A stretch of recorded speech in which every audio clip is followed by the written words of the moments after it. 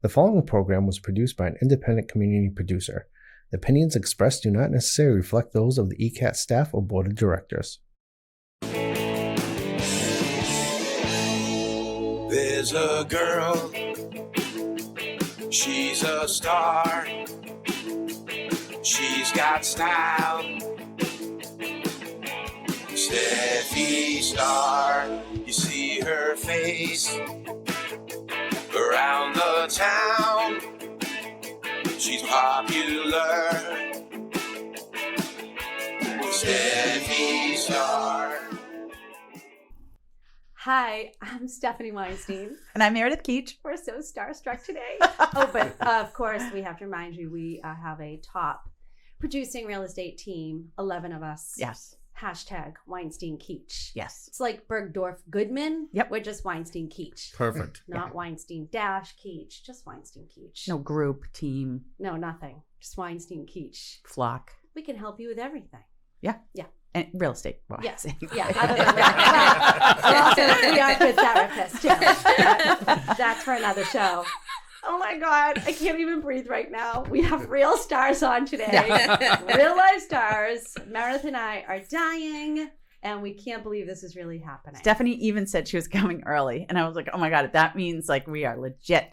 Because usually we come in on two wheels because we don't want to talk because we want to be able to be fresh and authentic. Sure. Here. I was here at 11:30. I was nervous and I've already gone to the bathroom twice.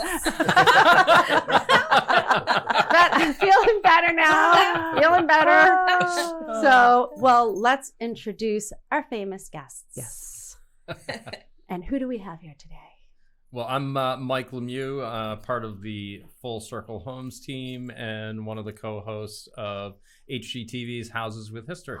Super cool. And and I'm Jenny MacDonald, also co-owner of Full Circle Homes and partners with Mike Lemieux and part of Houses with History. amazing. Yeah. So exciting. And we cannot forget one more guest. Yes. Oh, right. Wally. Back for a reunion tour. Reunion tour. everybody? And Wally, we want to thank you so much for setting this up for us. Yeah. Oh, Wicked. it's my Yes. pleasure. Yes. Thank you, Wally. Yes. No, these guys are the best. I've known them for years. And you said, and you know them through your motorcycle business. Yeah, Mike and I have been doing business for the better part of 25 years. Oh, wow. Yeah, Wally's kind of like the unofficial mayor all over the place. Oh, yeah. Yeah. Everybody knows him, and he knows everybody somehow. It's so true. And anytime I have a question about anything, I'm like, I'll just text Wally. If you want a new watch, text Wally. He Oh, yeah. knows where to get one. It's surprising what Wally knows, It's and if incredible. he doesn't, he knows somebody that Oh, does. that Exactly. could be a whole show on its own. Well, Yeah. Wally knows. Right. That's Well, what Wally knows. Right. Can we stump Wally? Yeah, maybe you can put in a word for me. Exactly. You could be in the pilot. I love it. I love it. All right. So let's get started because we have so much to just delve into. Right. So how did you get started? So I know you grew up in Sandwich. Sandwich. Yep. Yep. You grew up in Sandwich. Yeah. And go ahead. You can go Oh, from Michael, make it a very long That's story. Sandwich, Massachusetts. Sandwich, Massachusetts. Right. Hello, Which is Bridget. Also known as well, how Cape did you get? I mean, Meredith and I are trying to get famous, so we want to find out how did this happen? Yeah. Well, it all started when I was born. Yeah, right? I love it. Sorry, And that not was the far year back. 19. If we go way back, so Jen and I both grew up on Cape Cod. Sandwich, it's the oldest town on the Cape. You guys are But- married, right? Well, not Oh, Not okay. officially. married, but Oh, okay. Well, we might as well be. we might as well. Well, that was like, did you see Tony out there? He's my Yeah. better half. yeah. Yeah. Okay. Well, there you go. Right. Same The, thing. Yeah, no, we all kind of have Yeah. one, right? Yep. So but yeah, I mean, Jen and I met each other back. She was one of my sister's best friends in high school. Okay. And I always joke saying, I was, a 16-year-old boy. So like we went on one date and I thought it was going well. And obviously she didn't. So The Jenny's like, yeah, I'll pass. well, that's basically what happened. So it was, and it's funny. Jen's son actually said at one point, "So then, wait, who did you date next?" And she said, "Well, your father," which was fun. But it took us 20 years to reconnect. I love that. Yeah. So cute. And we reconnected in many ways around real estate. And we and started old off homes. as really good friends. So I think that's really important when you have a relationship to start off as yes, friends. that's wonderful. Yeah, but it was kind of funny because Jen and I were both with other people, and we were having a conversation one day, and I said, well, you know, there's this old house in Kingston that I was always looking at, and she's like, well, I was looking at that exact same house. Stop. And she said, you know, the person I was with didn't want to Rehab. didn't want to rehab it, didn't see the vision. I said, just thought I was crazy. It was kind of the same thing on my end. I can't believe it. And we're both like, oh man, that would have been kind of neat. So really, we started looking at houses together kind of just as we were starting to date, like thinking about investing in them. Yeah, we both had, you know, our own homes and rental properties or a property. Yeah. And we thought it would be fun to invest in more properties together. So I that's how we love started. that. Yeah. So what's your background? So you're an interior decorator. You're not, are you a real estate agent too? I am. I'm a realtor. I'm been a realtor longer than I've been an interior designer. We both actually started in the financial industry. I worked for Fidelity Investments for 22 years. You're kidding. Yeah. And so we both actually connected because we were working in the city together. And we were having lunch with each other. We didn't have partners at the time. We both had just come out of relationships, and we were just really talking about real estate and our day jobs and things like that, and dreams and goals and aspirations. And we just started looking at real estate together, and then it led from there. And then you quit your financial jobs. We did. So it was a side hustle for a long time. It was a we did not major quit side hustle. our day jobs right away. It did take a decade, almost. Oh yeah. Before we quit our day jobs. But we really started investing in long-term rentals, and then we did also start flipping some houses. And really what happened was the antique home restoration business came out of our love of antiques. We had many side jobs. We were also selling antiques on the side too. So we were doing that, and we were investing in long-term rentals, and the multifamily market started to really go crazy. And then we saw a house that was for sale as land only, and it was an antique home, and we love antique homes, and we were like, why is this land only? And we decided, let's go for it. And we restored the house. One of the easiest restorations we've ever done. What town was that in? So this was in this is in our hometown of Plimpton. Yeah. Okay. We had done a few others before that in Kingston. But that was really the first antique home that we did. The local historians must have loved you for saving that property. Well, it was really kind of interesting in a way because I think, like anything, right, nothing's ever brand new, right? It's all just how kind of time goes, and people are into either antique homes or history at one time or another, and then that fad passes. So we had kind of, just from an economic standpoint, and then just moving into this neighborhood, said, oh, well, this house is for sale. It's something we could potentially afford, and we didn't want to see it torn down and the property get clear cut. And it was on a 20-acre parcel at the time. So we were like thinking it could have been a development that would have been put in there. And I mean, I know there is lack of housing, so we all need. Every town needs more affordable housing, but in this case, we just didn't want to see a big development go in there. And we had just moved into our own house, and we didn't really have any money. But of course, I'm usually the instigator here, and I was just saying, Jen had just recently become a realtor, and we were doing it because, and I'm sure you ladies are really familiar. It takes a certain type of realtor to be, forward thinking enough to be willing to even go into a lot of the properties that we're looking at. Sometimes they'll list them as land only, or they won't never have walked foot in the house. And that's what happened in this case. And And I said, we got to get in there, and we went and looked, and we just fell in love with the house. It turned out it was an old Sears and Roebuck kit home. Wow. Stop it. That we later, oh my God. we later found under the original linoleum that was on the floor. We found the packing slip for it with the stamp and everything. Yeah. And it had been in the family since 1889. The same family. Same family. Yeah. Yep. Yeah. And we restored Crazy. the house, and then we cut that off with 4 acres. And the woman that owns it now has become a good friend of ours, and she built a little horse farm there. So it's a farm property again. And then we managed to preserve the rest of the acreage around it, which was awesome.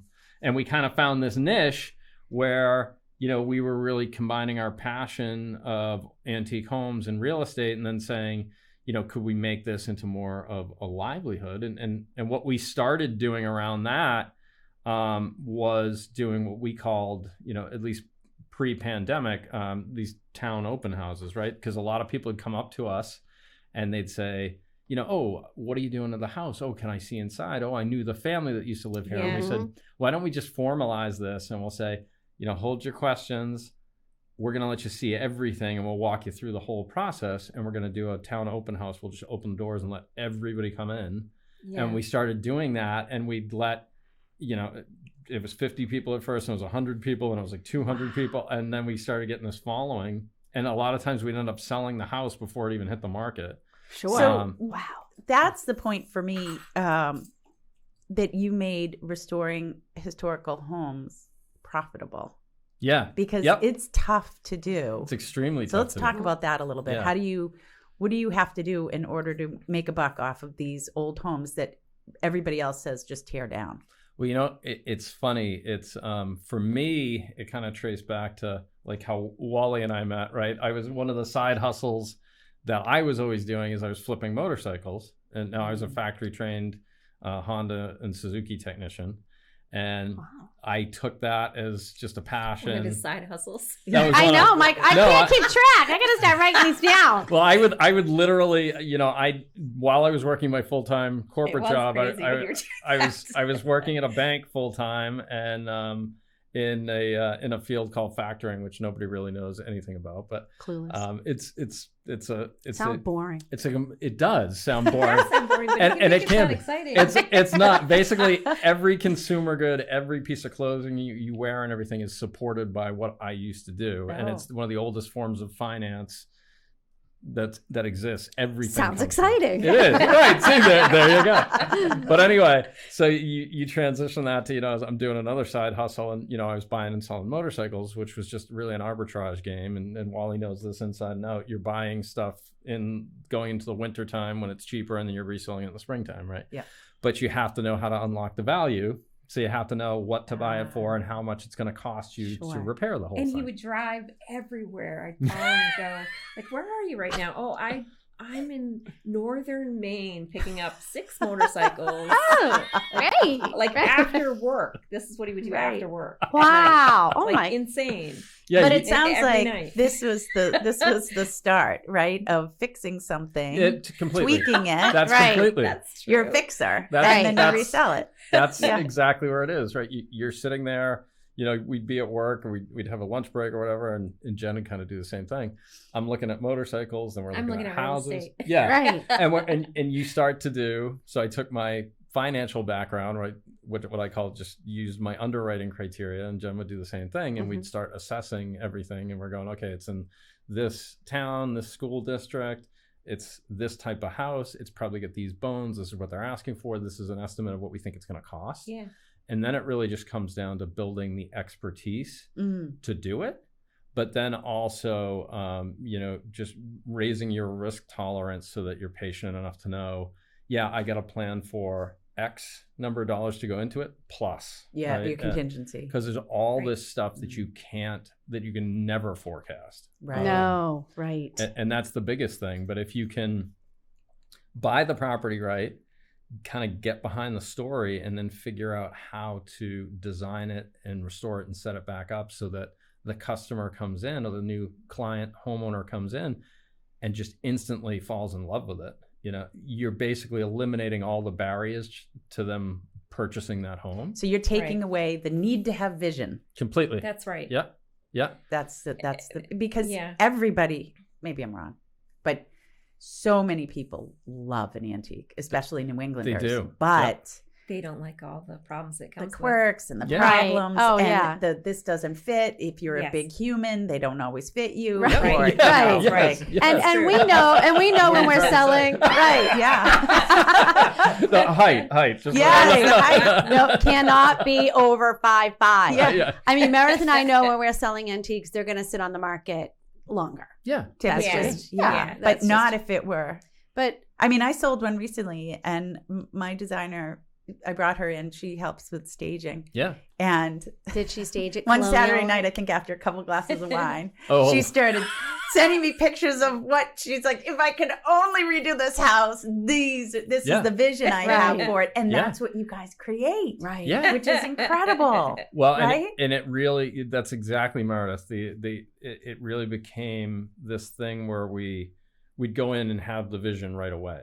And a lot of times, especially starting out, that was probably more me, because I would look at this thing that was just something that most people would burn down, Right. that, Jen would love too, but she'd look at it and say, oh my God, the amount of work that's going to go into this. And and the more that we've done it, now the more she's been like, oh yeah. And then We like, got this. I always said at first, I'd look at it and go, I'd see all the potential in the house. And then Jen makes it into the place you actually want to live in. Right. Ah, got it. And it is, Yeah. because what she's brought to the design table, 9 times out of 10, I'm going, I don't even know how you thought about, like, I can make the place Right. structurally sound. Right. I know how to make it kind of flow. I do like these big, weird, interesting lights or just furniture pieces, things.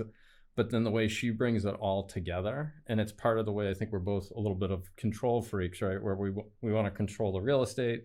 We do all the staging. We're the GC. Well, that's how you make the it design, profitable, though, right? You got to have be controlling. You have to. Yeah. Yep. I mean, Especially that projects like that. Cottontail house, Oh, Oh, thank you. jaw dropping. yeah.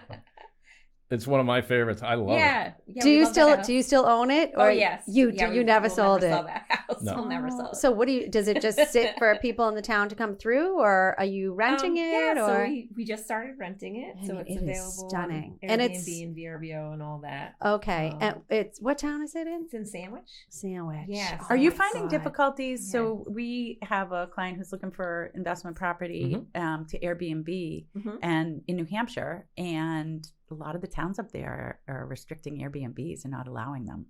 Yeah, so it just depends on the town. I mean, you definitely want to look into your local restrictions. Like Hull doesn't allow for Airbnbs anymore. Oh, There are certain towns in Massachusetts that won't allow it, or like Cambridge. I believe you have to live in the house to short term rent it. Got it. Yeah.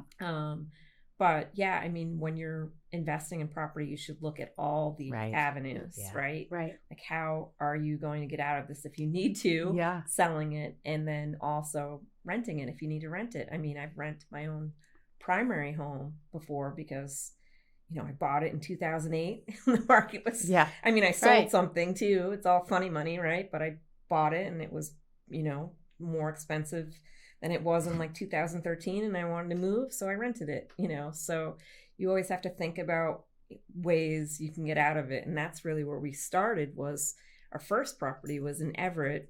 We targeted a multifamily, and we figured out, how much it would cash flow, and if we needed to sell this, could we? And so you really have to do all your numbers. I would never buy something just solely to buy it for a short-term rental. Got it. So when that's you definitely a rehabbed risk. the 3-family, what was the decor you put inside? Because this is Everett, and so you didn't. You kind of just long-term rental. Yeah. I mean, very. You want to be able to have something nice for your renters and not be like I don't want to call it slumlord. right, but you didn't But you're not decorate it doing, colonial like- style. No, Oh, no. no. No. We have Not done in that Everett. since then. We do have Right. one in Plimpton that we did full colonial style. So cool. And we do rent that long-term rental as well. But yeah, the Everett, I mean, it was, the stainless steel Just- appliances right. and have Your typical the stuff in there. conveniences, Yeah. a washer Right. dryer, make sure everything is functioning and Right. good. And the hardwood floors were refinished, and that there were, well, in that case, make sure there are no bed bugs. That was Oh, God. that was Well- our first learning experience. Oh my We got a house full of bed bugs. How did you get rid of the bed bugs? Torture. that was $9,800, 3 chemical treatments, and Wow. 2 heat treatments later. Stop. Did they bake yeah. the house? Is You, that you what have they to. did? It's the only way to Yeah. get rid of them. Yeah. Wow. Yeah, and they actually, this is where I learned about the bed bug sniffing dogs come through and they can, What? there's dogs that can smell the bed bugs, and Stop. which I thought was so I will be crazy. training Yeah, civil. my buddy Vic is he was the first one to do that. Of course, Yeah, Wally. Of it course, works. Wally Of course. knows It That somebody makes sense. with a bed smelling dog. That makes perfect sense. Ultrasound. This is See, unbelievable. Wally is the only person that when he says that, everybody would go, yeah. Yeah, Yeah, of course, yeah. Yeah, we're not surprised. Well, the baking treatment is fascinating. I didn't know they did it for bugs. I know that they did it for I don't even know who they is, but it's done for mold. Oh, yeah. Oh, Yeah. interesting. Yeah. Oh, I mean, I don't know if it's never used continued that treatment. application now, Yeah. but Yeah. um, I is guess it similar that's to why what they there's- do for termites? Well, no, No. I guess No. bed bugs don't like heat, so that's the thing. Is like they're not in. They're well, basically maybe they're in Arizona. I don't know, but they're basically I don't think they're in- indestructible unless Yeah. you can cook them. unless like a you- roach. Yeah. Yeah. Yeah, Oh. cockroaches are much easier to get rid of. We're familiar with Much that one. easier to get rid of. Yeah. But it is. It's, And so are carpenter ants, by the way. Bed bugs are the worst. We had the house that was the what did we call it? well, my The mother, sawdust my house? mother, I think affectionately started calling it the sawdust house. I was calling it the Swiss cheese house. We have a lot of the houses we do that are first period, they're big post and beam houses, and they're usually 8 to 10 inch corner posts. Mm-hmm. And Jen has a picture that she took. I was outside the house. And you can see all the way through, and it looks just like this honeycomb No. And of his head could holes. fit through the hole. Yeah, in the beam. and that was supposed to be the structural beam holding up the house. Oh. And we had the pest company come by, and the guy calls me up from the pest company, and he's like laughing. And he goes, Mike, what do you, it's Mike from the pest company. What do you want me to do with this house? And I said, what do you mean? He said, well, if it isn't number 1, it's top 5 of the worst houses I have ever seen. So I start laughing, and I was like, do I get a trophy or something? He's Right. like, well, I'm glad you're in a good mood. And I said, no, you can fix it, right? And he's like, yeah, well, I could tent the house for $40,000. And I was like, okay, so we're not doing that. But I said, if you point at a beam, if you tell me something's bad, we're going to take it out and put a brand new one in. We'll open up every wall. He's like, oh, in that case, I can do a basic treatment for like $5,500, and I'll put the cones in the ground, and so we can get them outside, and we should be good. I said, great, do it. But that's part of one of the things where you have to just kind of know what you're getting into. Right. And we made an offer on this house knowing that there was a ton of unknowns, Yeah. and that we were going to have to peel away every single layer until Right. we got back to where it was solid. But you Yeah. love that. Oh, yeah. Learned a ton from every house. Yeah. What I think is funny about that story is he made that same Mike call me instead of him calling me. Like Mike Lemieux did not call me, then Mike, the termite guy, called me and then laughed. Your husband told me to call you. Like, why? I was like, yeah, tell her what you just told me. Yeah. I'm like, because I was pretty laughing. proud I of didn't it. think it was funny. But I mean, our threshold is increased with every house that Oh, we yeah. do. It's Yeah. like now, I mean, there's nothing that rattles me, but at first he's right, like water, bug damage, things like that that are Right. pretty common. We're like, wow, okay, this is a lot, you know. You see We it- How you did you see it find so it? often now, but Well, so that's various different ways.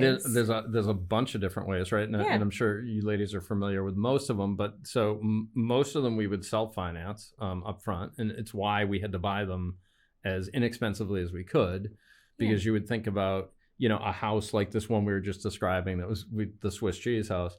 I think we paid $145,000 for that. So for those who are listening, self-finance means you pull an equity or you pay cash. Yes, Exactly. correct. Yeah. Well, and this one was actually really tricky because you learn how to just try to move as quickly as you can in the real estate game.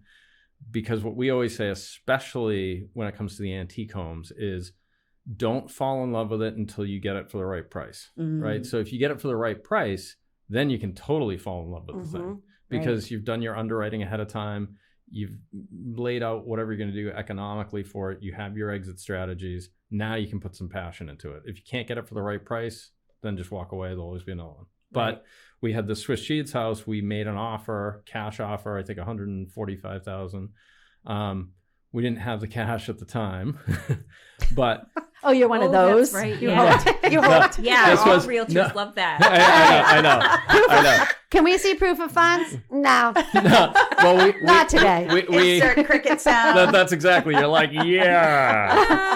Yeah, I'll get back to you. We had the funds, right, but they were locked up. So we were able to show proof of funds. Yeah, we but did we show also proof of had funds. the financing going in the interim ahead of time, and the financing for the loan closed in the morning at like 10 o'clock, and the closing for the property was at like 2. This is you guys. And like, yeah, we're like, okay, we're like, no problem, no problem. Fine. 2 Done. o'clock? Done. Don't worry Right. about it. Well, because we had another flip, we had another renovation going on at the time that we needed the existing funds. We had to finish that one, so we lined up a construction loan ahead of time and built a relationship with a lender so we could do that.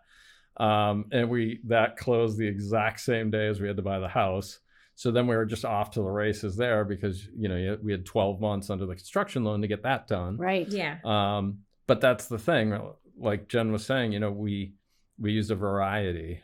So we've used home equity loans, we've used our own cash. It's part of the reason we kept our own corporate jobs going at first, is we just kept shoveling everything we made into real The estate. first multifamily that we ever bought together, I mean, it was only what, 285. 285. That's right. Yeah.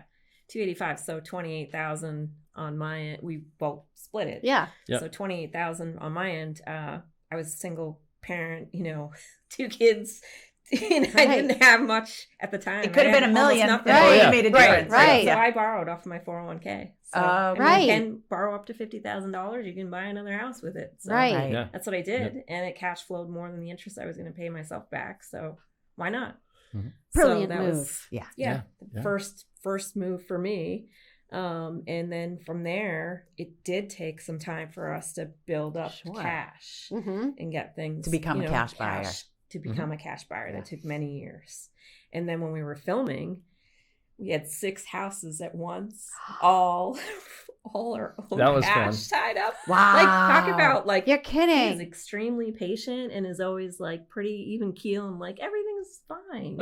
He wasn't flipping out with the Like, 6 houses. Thank God, because That's amazing. Because you it turned, were like, waking up at night, imploding. right? You were Yeah. sweating, tossing yeah, and it's like turning. the market Grinding your teeth. Oh, my market's not God. gonna Right. turn, and actually it just some of it is just pure luck, like the way the market with filming a show and trying to flip a house while filming is very, very difficult. So how did you get this gig with HGTV? Yeah, no, Wally, was this your doing? I had nothing to do with this one. now that's actually surprising.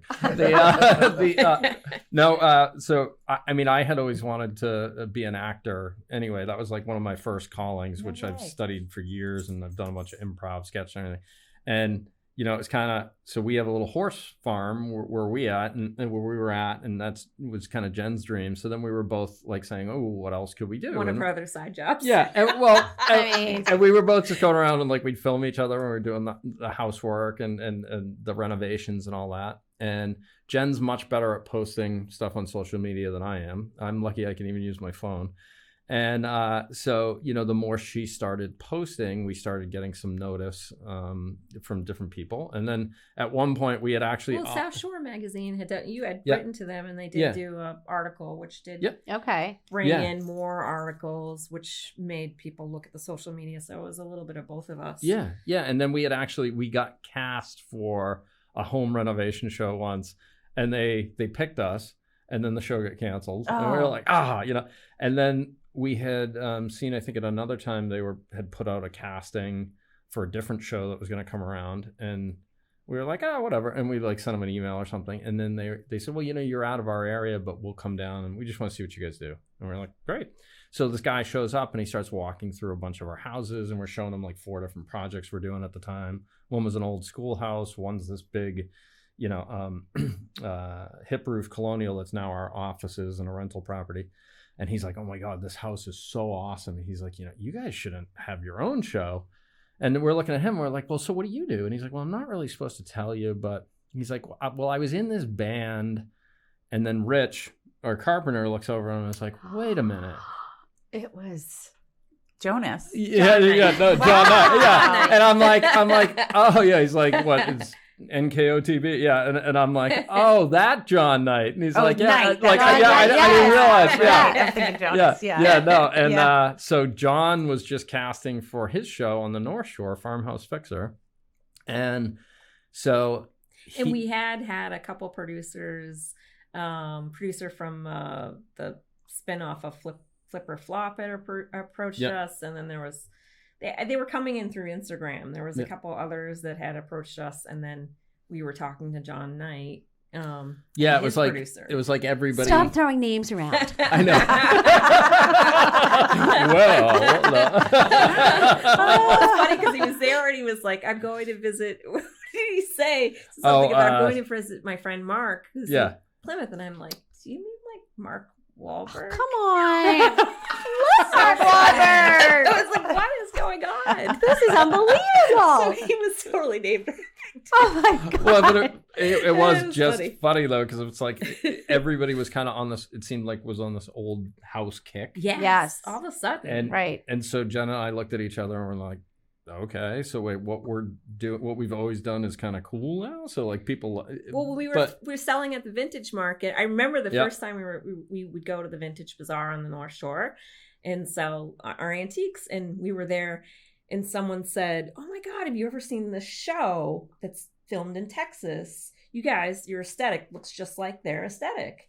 And they kept saying it all day. And I was like, I got to check this show out. And it turns out that was Fixer Upper. Right. So that was just starting when we were, starting our real estate business in antiques. And that really has, I think, spiraled a lot of these other shows. Mm-hmm. Oh, for and sure. we just happen to have the same exact producers as Fixer Upper now. So of course we were excited to work with them because of their experience. So can you walk us through a day of filming? Like, is it an all day thing from 8 in the morning until 8 o'clock at night? No, it starts earlier than that. So What? Not an early birds. Yeah. Wow. So I'm not sure I'd be I'm able usually to do late, that. but typically it's by their contracts, a film day can go up to 12 hours, right? So that's what they set you up for. Our call time's usually at about 7. Yeah. Do you get hair and makeup? Yeah. No. No. You're on your own? Yeah. Oh, yeah. Well, you always look stunning. Oh, thanks. Perfect. Yes. See? I had a lot of comments season 1, like, your hair is kind of crazy. I'm like, yeah, I was up at 6:30. I don't care. Sorry. Yeah. Right. I love it. It's like I didn't get any sleep and I'm on set. What do you What do you want from me? I'm awake. But that's what we're usually like, trying to make sure everybody's awake, everybody checks in, and and then we're either waiting for an airplane to be quiet so then we start filming and we figure out usually the call sheet goes out the night before and you're going, what scenes am I filming, right? So what we'll have, like Jen said, season 1 we're doing 6 houses at once. We had no idea what we were getting into at all. And this was the surprise because we had no pilot. When we didn't do a pilot. No. And when they're asking us about how many houses can you do, right? We're sitting there going, okay, it's an antique home, right? Typically we would do an antique home, and you guys full well know, living in New England, to restore an antique home takes time. Mm-hmm. So they're like, could you do that in weather? Right. Yeah. And they're saying, could you do that in 21 weeks? And we're like, probably. It would normally take us. Right. It would take us like 6 months, right? Typically. So then they're like, well, could you do this one in 18 weeks? And I'm like, maybe. And I'm going, okay. And I'm thinking separately, right? Each house. And then, so we cast 6 houses and they said, great. So you said you could do this house in 21 and that in 18. We're going to do them all simultaneously. Wow. Here we go. And I was like, I'm like, wait, it's not what, huh? I'm like, I could do one in 21 weeks, and then I could do the next one. And they're like, no, you have to do it because the whole production cycle's like 26 weeks in total. Yeah. And then COVID hit too. Oh, well, that was a whole other ball of wax. God. But so it was, you're getting up and you're on, on site at 7 a.m. And then when we're done filming, usually at 6 or 7 at night, then the workday starts. Oh, right. Because you get taken out of doing when you're the GC and the designer and the realtor, you're taken out of the field. So how many days in a row would you film? Well, this season it was much more for me. Season 1, I would say I was like 3 days a week or 4 days a week, and you're full 5. I think you're 5 both usually. seasons. Yeah. He's filmed. So that's the a most. lot away from work. Yeah. Oh, yeah. And then Rich, of course, our carpenter, Rich one of our staff members, that he's employee number 1 of Full Circle Homes. We haven't talked about that yet, and he was restoring houses in Kingston before Plimpton with us, and so he's been with us for forever. So taking a skilled worker like that out and filming them also it hurts us. We very tricky. We can't keep up. Yeah. So we did end up hiring more employees, and we built up to 12, 13 employees right now.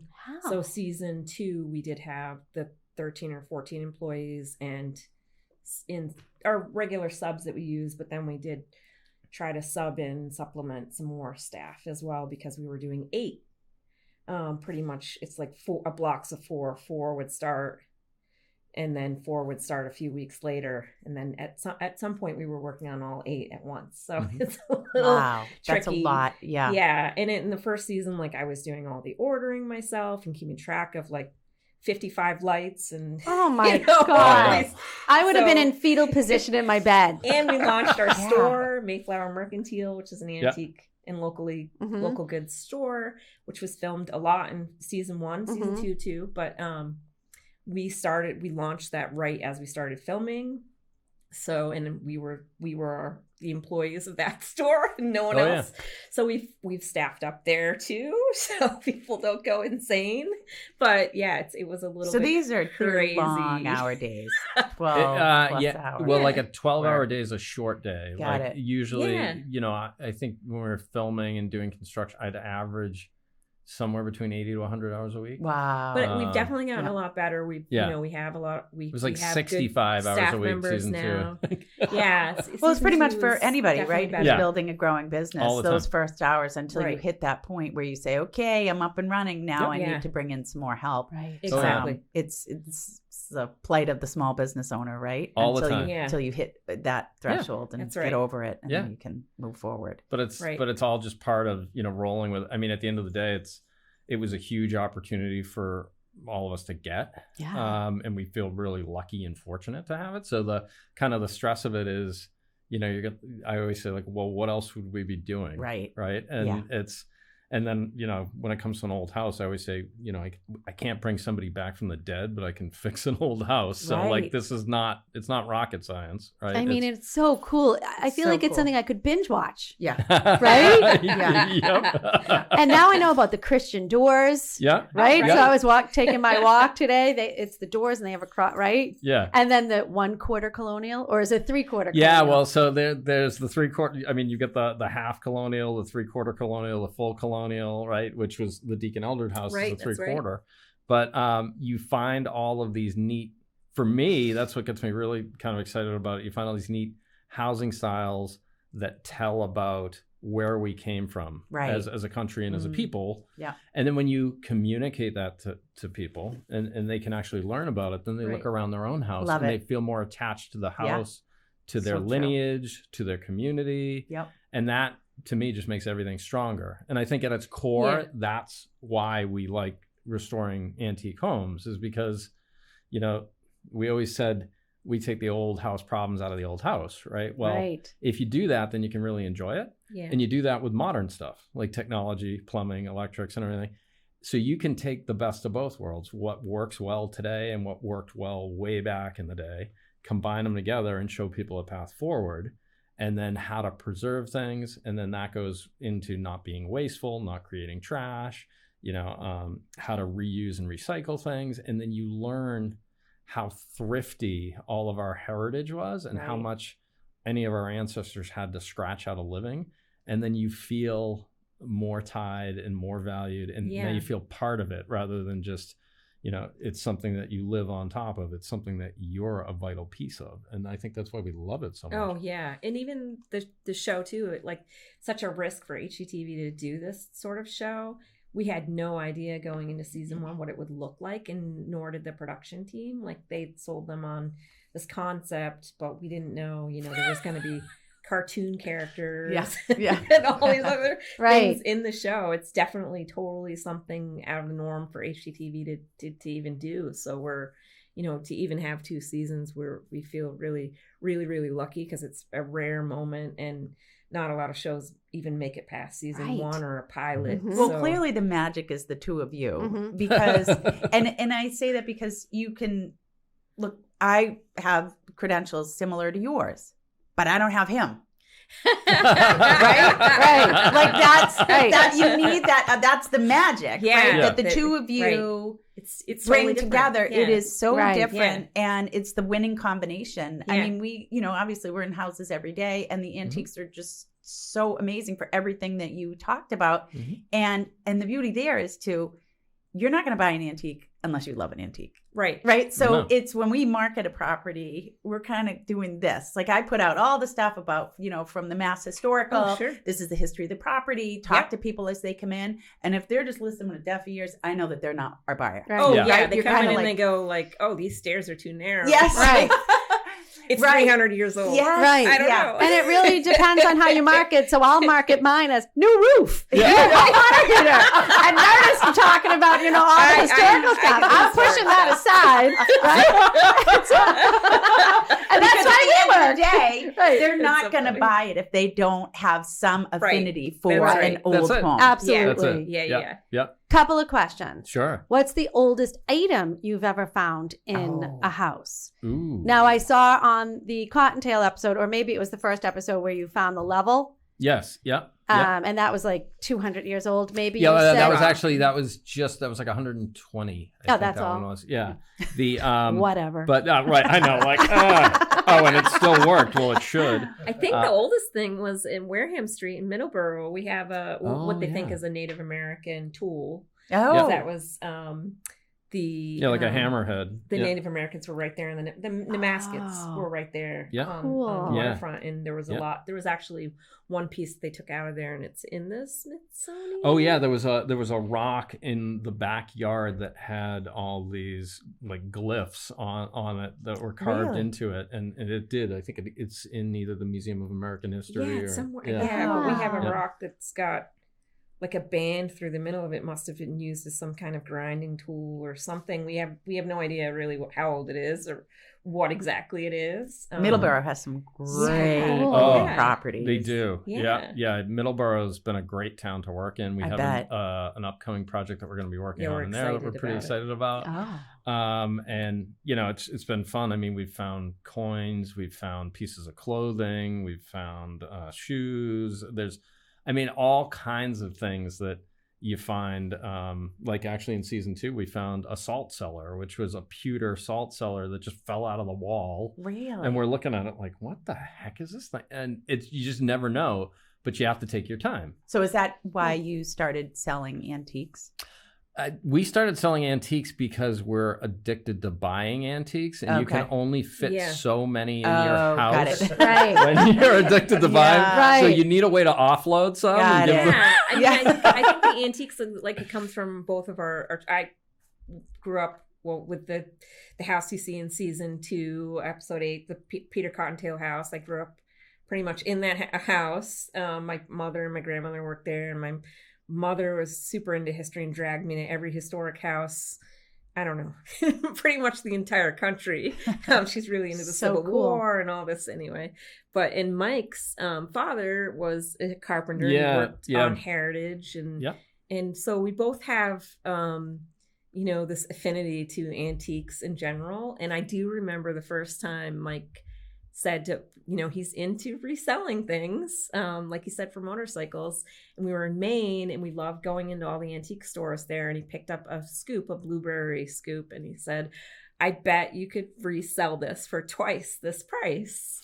And so was that a challenge? Created an Etsy account. Challenge is on. I was like, Jen is really competitive. And that's how it started. It was more of a competition because he had like an antique flashlight. No, that was in Pennsylvania. We're in Pennsylvania. We both picked something, and we put it on the trunk of the car and took pictures. And we're like, let's see who sells that. Oh my God, I love that. Antique markets, he would keep a tally. Like, okay, you just sold $200 worth of antiques, and I only sold 100. Who owes who dinner? Whatever. That is fantastic. I love that. So did you sell the blueberry scoop for a double? I still have it. I didn't.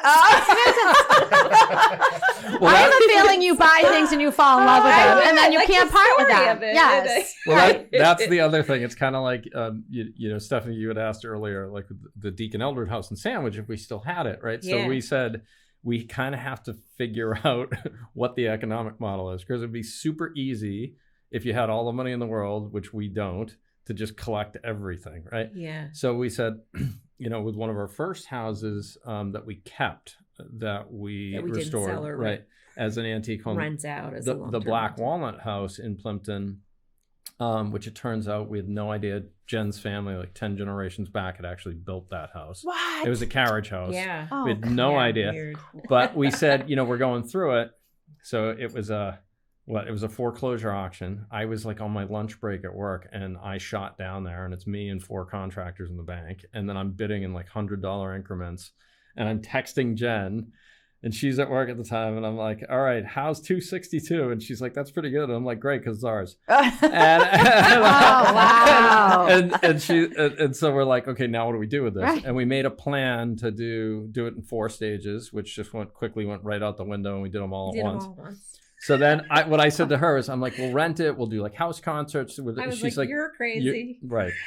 And we ended up doing exactly that. So we started doing short-term rentals, weddings, house concerts, like all kinds of different stuff. House concerts? What do you mean? So there's a studio room. This used to be owned by an artist at one point, and it's this big room above the garage that's all windows all the way around.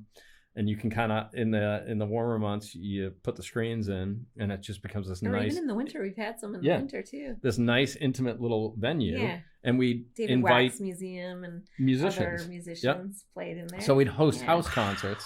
Yeah. And That's just, so do like a potluck and everything. It was fun. It's like a coffee house. It's totally, why not, right? And so it was anything. fun. We haven't done one in a while. We haven't, just because the pandemic happened. But anything to kind of get the buzz going around the house, and that pays the mortgage and the taxes and everything else. So like the need to even resell our antiques or anything it's really just creating a model to be able to do more of it. Because if it pays for itself, then, and then it makes a profit, then you can do more. So you create a machine that enables you to do more of the thing you love, and then you can just keep doing more of it. And then you can teach people about it, and you can show people how to do it, and you can sell stuff. And we're all just custodians of all this stuff. And this is our chance to be a custodian. So then you want to find the next person that's going to be the next custodian, right? And it's all just for the amount of time you get to own it. And, it was the same thing when I was doing motorcycles or anything else. It's like you ride it, you get to experience it, and then you sell it to somebody else. On. Yeah. Okay, so my second question is, have you ever found a corpse? What? Wait, a human corpse? A cat corpse. A human corpse. So now when I show antique homes, this is me with my buyers. Okay, you guys go downstairs in the basement first. Oh. And then let me know if it's safe. But that's just me. Yeah. Meredith bombs right down there. Oh, I did too. I'm here the better. Right. I fell through the stairs once. And I should have had someone check first.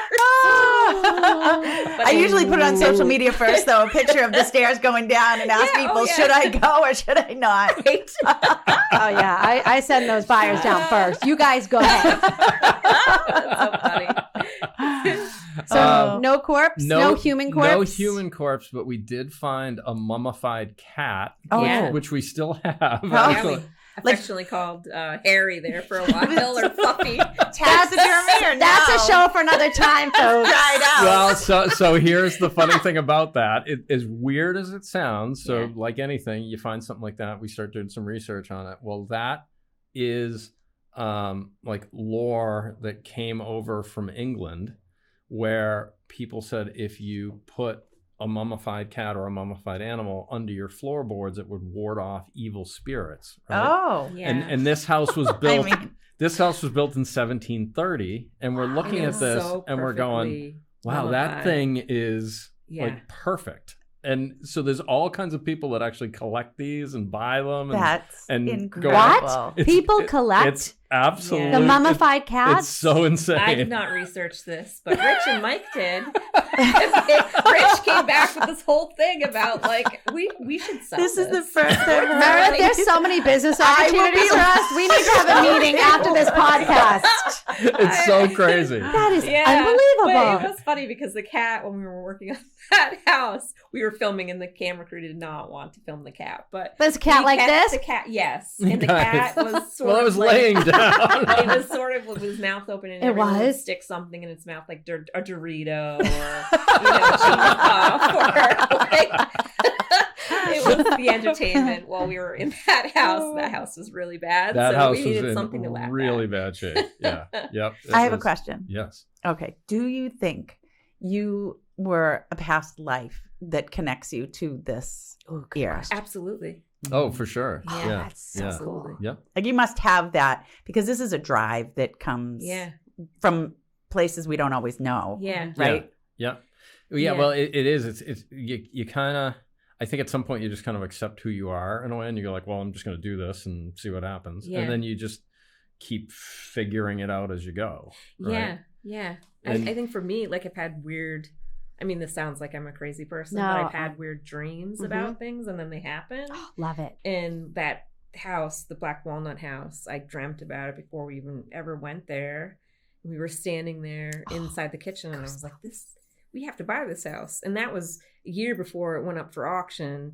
We were in there, we did bid on Well, the house. when we it was for tried to sale. buy it and we couldn't. Yeah. They didn't So it was take our like offer. Something that just kept calling me back to that house, Mhm. which was really kind of eerie now when I think about it, because it was relatives that built But the house, and I had from no my- idea. Oh my Really God. strange. But for That my is- profession, it's not odd because we see Yeah. things how Yeah. I can't explain it, but Mhm. they unfold for people. Yes. And so I've come to a point in my career where I say, your house is waiting for you. Yeah. And Yeah. and I don't know exactly if that's how it works, Yeah. personifying this house, Mhm. but there are definitely powers that be Yes. for so many people that their house was waiting for them. And despite all the effort of doing something different, and then all the pieces, suddenly it's like seeing all the chips just fall into place. And Right. it's That's right. wild. Yeah. And Yeah. and so I'm not surprised by that. Yeah. In that house, too, that house has been in magazines and newspaper articles. And that really was, I think, what attracted the network or the production company to us, was that house, the work we did there. We did a lot of other antique homes that, were pretty, but that house really is a different aesthetic. I mean, we put it has the oldest black walnut tree in the front yard, and we put black walnut inside, and we, did a really interesting thing when we vaulted and did some rebar and beams, and we went a little bit crazy there. We were going to only do that in one phase at No, a time. we but wanted it to so- be kind of like a show place, right? Right, And, yeah. and it was ours, and we said, let's make this how we would want it if Right. we're going to live in it. Right. And that was, I remember standing in the attic there, and Rich said, he was also working another job and working for us on the side. And he said, I'm going to quit my other job and work for you guys. So it really just launched so many different things. Like, had we not bought that house, we probably wouldn't be doing what we're doing right now. And this always comes back to, I always say this to people, if you have a passion for something, go for it, because you're going to Yep. make money. You're going to find a way to Yep. make money. Yeah, so Yep. true. And that's why I always say, college isn't for everybody, Yep. No. right? True. Because if you have a passion for something, just go for it. Mhm. Right. And that's exactly what you two did. And Mhm. now look at you. Yeah. Stars. but to the point about the show, right? yes, there's some element of luck in life, right? Sure. But had you not said, gee, I've always wanted to do this, and you just put the ball in motion, and here it materializes. It's really magnificent. I think that's the thing with anything is you just have to, like people always say, oh, this person was a 10-year overnight success, right? Or something, because nobody ever sees all the work that you put in. Right. And we keep both saying, it's like, well, it took us 40, right? Yeah. And it's like, you just have to have your eyes on where you want to end up. And I've always said, like, I have a loose outline, and like wherever I end up within that, I'm fine, right? But if you're a curious person too, and you just keep asking and talking and listening, and then kind of you start to learn all this stuff. And not afraid of those 15-hour days. Yeah. Right. Because you're doing what you love, so it's not going to work. That's right. Right. You want to ask that other question. You want to have that one more cup of coffee. You want to have another beer. You want to like sit and talk to one more person because you want to keep learning. And you're like, and then you want to go to bed and wake up and keep that conversation going the next day. And that's what I think the houses do for us too, because like we've had people come from all over the world and all over the country, and then they'll come to our store in Plimpton, Mayflower Mercantile, and they'll tell us what their experience was or what they got from watching the show or something. And I said to Jen a long time ago, my favorite thing when I was doing a lot of stage acting was to just go out afterwards, and then I just watch the audience once the curtain goes down. And then when you get the opportunity to just come out and talk to people, and you just sit there and you listen, and you just say, really, what did you get? And you hear what their piece was in this. They're the audience, they were watching it, but then they can tell you their story. And it just kind of opens this big door that allows everybody the comfort to be able to share who they are and why it's meaningful to them. And the more we do of that, it's like people are just like, blah, blah, blah, blah, blah. And that's so much fun, because to create a medium where you allow people to just be themselves and express what they feel is awesome. Oh, yeah. Yeah, we and so we host a fair in the spring and the fall. It's actually this weekend. The similar to like when we sold at the Vintage Bazaar and other shows, we launched our own. So Mayflower Market Days is this weekend, and we see like hundreds, thousands of people come down, and they bring pictures of their house or their antique or whatever it is, and they have this whole story about their ancestry, and it's just so cool. It's such a cool experience. Yeah, and we host that on the hayfields of this historic 320-year-old farm we bought as part of season 1. So it's a nice people to actually get to experience what they saw on TV. Yeah. Guess where our next field trip is? Plimpton, we're coming to the store. Well, people must bring properties to you now too. Do they? They do. Yeah. They message us in so many different avenues, social media, on our Instagram page or Facebook, or save this house. Yes. And we're always looking, so it's helpful. Yeah, I bet. Yep. Yeah, because you probably get some off-market opportunities too. For sure. Oh, yeah, definitely. Yeah, we have had opportunity. I mean, even in season 2, our Wareham Street Middleborough house that was connected to season 1 Crescent Street house, we bought that off market because of the connection with the first house. So it always spirals, into something else and another opportunity. So incredible. Yeah. So speaking of seasons, is there going to be a season 3? we're still waiting to hear. So the network's working on things now, and there's either potentially another season of this show coming or other things that we have in the works. So we are not finished yet by a long shot. If you need Meredith and I to make a guest appearance on one of your shows, we're very happy to do it. We will put in the 14-hour day. It's fine. And for sure, we're going to take a field trip to Mayflower Mercantile. Yes, can't that'd wait. be awesome. We'd love to have you. Oh my God, I can't believe an hour's up. I know. This was so amazing. Thank you so much. Oh, of course. Thanks for having us. What an honor. Thank you. And and I never was a huge antique lover. Mm-hmm. And after watching some episodes of the shows and talking to you two, I am enamored. We converted you. Yes, I am a convert. A convert. Yeah, the history of it is incredible. Incredible. There's an antique out there for all of us. Yes. That's right. Let's go find it, folks. Well, we have to sign off, but thanks again so much. Thanks, Wally. Mike and Jen and Wally, thanks for putting this together. We love you, Wally Ford. You got it. All right. Thank you, everyone. Thanks for watching and listening.